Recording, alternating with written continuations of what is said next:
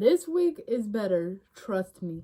There's no suing or demands toward the federal government about cruising, so that's good. I'ma keep it rising. Say keep going higher. I keep going higher. I keep. Hello and welcome to Planet Pluto Travel, and I'm your host, Alana DeRose. Now, let's get back on the topic of cruising. On Wednesday, April 21st, 2021, Royal Caribbean Oasis-class ship Odyssey of the Seas has sailed into Haifa, Israel at 7 in the morning. The ship stayed in Haifa until yesterday, Friday, April 23rd, in order to gain supplies and allow new cruise ship members to get on board. According to Royal Caribbean blog, this is the first time Odyssey has been to Israel, and the port of Haifa says Odyssey will return to Haifa again on May 12th for another 2 days to practice and restock. A translated post from Israeli news site Ynet states, since the ship's crew has not yet been vaccinated, one of the goals is to get to Israel right now to vaccinate the entire crew on the Odyssey here before receiving the passengers. Ynet also states that Wednesday's visit, along with the visit that's following a couple weeks later, is for crew members to get fully vaccinated. Starting this summer, Royal Caribbean will be offering cruises on Odyssey of the Seas, leaving from Israel and going to other ports in the Eastern Mediterranean, such as Rhodes, Santorini, Mykonos, in Athens, Greece, and Limassol, Cyprus. Originally, the Oasis-class ship was set to sail out of Civitavecchia, Italy in May of 2021, but due to the global pandemic, it was redeployed to Israel. However, these cruises will be the first cruises out of Israel by a major cruise line. These summer cruises will only be offered to Israeli residents that are fully vaccinated. Then Odyssey of the Seas will cross over the Atlantic to Fort Lauderdale and offer 6 to 8 9 cruises to the Caribbean in November. See, I told you there's no cruise news this week regarding the federal government, but that doesn't mean they're in the clear completely. Several states are lifting their mask mandate and COVID vaccination rates are rising. So this leads many travelers to ask this question: when can we stop wearing masks in the airport and on the plane? And flight attendants don't want it to be any time soon. The president of the largest flight attendants unit stated during a Senate subcommittee on Wednesday that the federal mask mandate on planes and airports signed by President Joe Biden in January and due to expire May 11 should be extended through September, according to USA Today. The union represents flight attendants at United, Spirit, Alaska, and Frontier Airlines and has been pushing the message, get vaxxed, wear a mask, and comply with us. We are still in the middle of a crisis, President of the Association of Flight Attendants, CWA, Sarah Nelson said during the U.S. Senate subcommittee Wednesday. I do think it's important that we recognize that and stay the course here with the mask policies, with all our diligence, and with the efforts to get the vaccine out to everyone. U.S. airlines for a year now have required masks on airplanes and at airports, and they were successful in getting a federal mandate pushing this once Biden took office. According to Nicholas Calio, CEO of the trade group Airlines for America, they also support the extension of the mask mandate too. President Joe Biden agrees as he states, the last thing we need is Neanderthal thinking that in the meantime, everything's fine, take off your mask, forget it. It still matters. While Republican Senator of Mississippi Roger Wicker believes that the mask mandate will most likely be extended, but someday this mask requirement will need to end.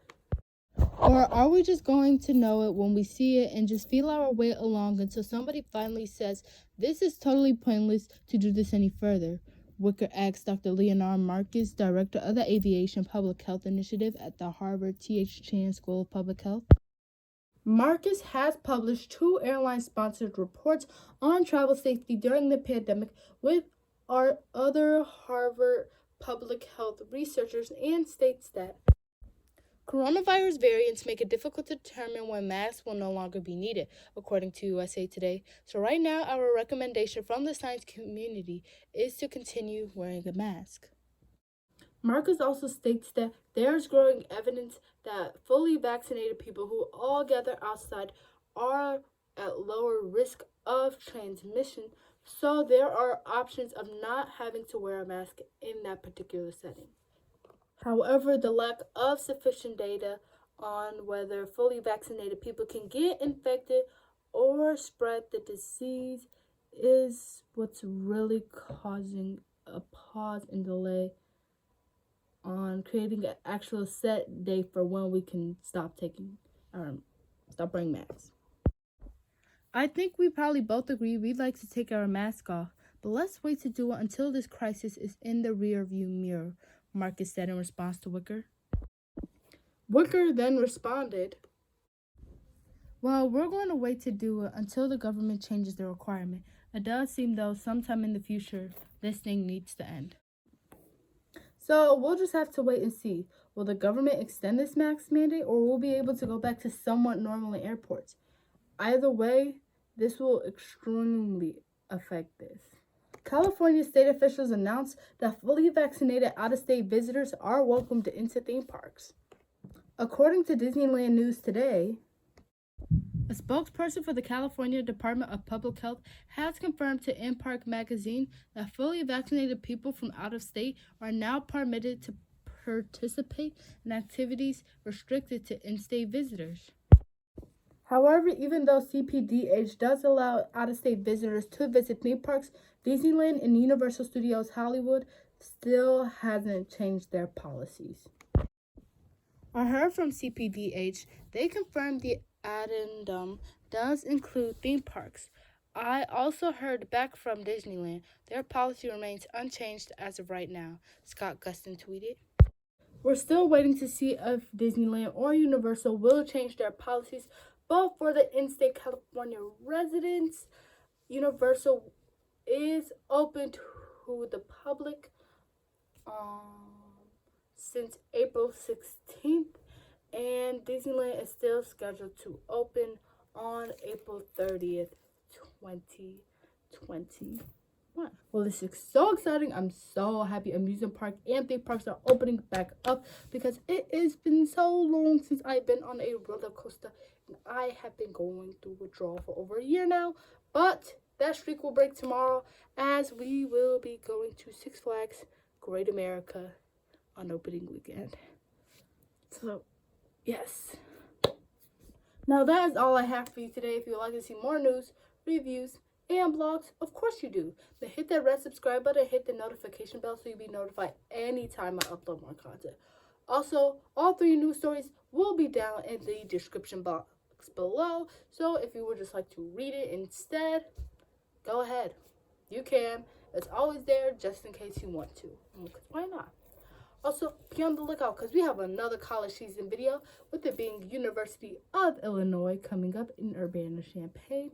And we will have a Six Flags Great America vlog also coming up for you guys. So be ready for that. And yeah.